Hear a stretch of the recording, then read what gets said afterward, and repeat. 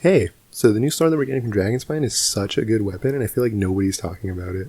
Mostly because most of the people that make content for this game are whales, so they don't really care about a 4-star sword. But we do, as free-to-plays. That's what this channel is going to be, seeing things from a free-to-play perspective, because that's how I'm playing through the game. And I feel like most people are as well. Before, we only had 2 craftable weapons in the prototype Ranker and the Iron Sting, and neither of those is a definitive support weapon. This new sword, the Festering Desire, is our support weapon. This one weapon enables so much for pretty much every single sword character. Kaeya. If you're sleeping on this character, please don't, because he is so good. He's the best cryo player in the game right now, and he's perfectly serviceable as a main DPS as well.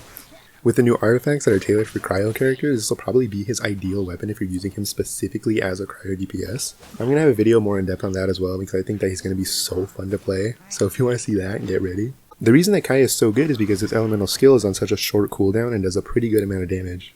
And it's an AoE. This sword does make those hit even harder. Not to mention the buffs that he's going to be getting from the cryo artifact set, but like I said, we'll talk about that later. The only other alternative for this set would be the Iron Sting, but Elemental Mastery is not ideal for a main DPS, at least on a cryo freeze comp, and energy recharge on this sword is just nice to have. Kaeya doesn't really struggle with energy regeneration. Like I said, his skill is on such a short cooldown, but this would just mean that you can forego energy recharge on his artifacts for other ones, and he'll still be able to spam his ult because he generates so much energy, especially since his Ascension talent creates even more energy particles if he frees with his skill, which is even more of a reason to put him on a freeze comp with the new artifact set. Xingqiu, potentially the other half of that freeze comp. Although Xingqiu is mostly used for his ult, his E-skill still does a pretty good amount of damage. He does a wide slash that can hit multiple enemies, and it's a hydro attack so you can vaporize with it to do even more damage. His main issue is having an 80 cost ult, but this sword does have energy recharge as its main stat, so that really helps.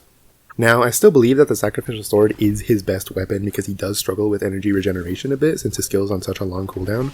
Being able to activate his skill 2 times in a row really helps for producing energy. With enough energy recharge, those 2 hits can give him enough energy to activate his ult, so you can have his ult up near 100% of the time. Of course, the Sacrificial Sword is locked behind gacha, so if you're lucky enough to have one, Xingqiu is one of the best users of it, but the Festering Desire is a fine substitute. Bennett. Unfortunately, I don't have Bennett, so I can't really show him using it. I tried summoning for him, and guess what I got? 5 Sucroses. I'm not upset. He's currently on the banner, so I can at least show him in the test room. I think he'll be one of the best users of this sword. Like Xingqiu, he has an ult that you want to have active as often as possible, and the main stat really helps with that. Bennett's going to be doing most of his damage with his elemental skill, so buffing it even more is really good. In case you don't know, if Bennett uses his E-skill within the radius of his ult, its cooldown drops drastically down to 2 seconds. So he basically just spam his E-skill if you tap it, and this is why Chongyun and Bennett is such a strong comp, because you can start off with Chongyun's E, apply cryo to the enemy, swap to Bennett, activate his ult to melt, and because of Chongyun, all of his attacks become cryo, so you can basic attack a couple of times to apply cryo, then use his E-skill to melt, basic attack a couple of times, melt again, and just keep doing that, and he can do absurd amounts of damage like that. The fact that Festering Desire boosts specifically elemental skills is really good for Bennett. Like I said, he is currently on the banner, and I really recommend pulling for him, especially if you are a free-to-play player, because he is very good. I know I said that I got 5 Sucroses, but hopefully that just means that I sucked up all the bad luck from the banner so that you can pull him. I wish you luck on summoning if you do end up going for him. The Traveler. Now, if there was anyone that you could put the sword on because of whatever reason, it would be the Traveler. Specifically the Geo Traveler. I feel like the Animo one makes a really good use of the Iron Sting because they really appreciate having Elemental Mastery, but if for whatever reason you didn't want to use the Iron Sting or you just don't have it, they can use it as Animo. For Geo specifically as a support, if you're using them as a main DPS, the Ranker is going to be better, but as a support, this sword is so good for them. Their skill, the Meatball, already does a really good amount of damage, so this will just make them even stronger.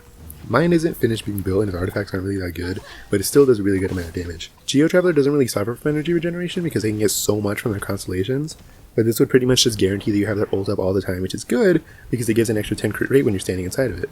As for the 5 stars, Keqing might be able to make use of this if you want to have her as an electro build. My Keqing is currently built for physical, so this isn't really showing off her potential damage, but just what it could look like.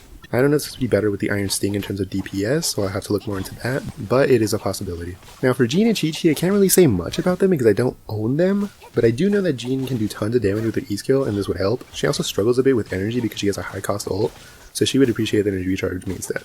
As for Qiqi, I can't really say much other than the weapon has energy recharge, which I'm sure she appreciates. As of right now, the weapon gets a 1.5 times bonus when you're leveling it up with ores, so right now is the best time to upgrade it if you want to be more cost efficient. One other thing to know, it seems like we might be getting free refinements for this weapon from the event shop, so that would just make this weapon even better. I suggest that you level up this weapon now to save some resources, but that is ultimately your decision. I'm just giving you a strong suggestion. Anyway, if you enjoyed the video, I hope you're having a fantastic day. Like and subscribe if you want. I would really appreciate it. And I'll see you in the next one where we probably talk about Kaeya. Bye-bye.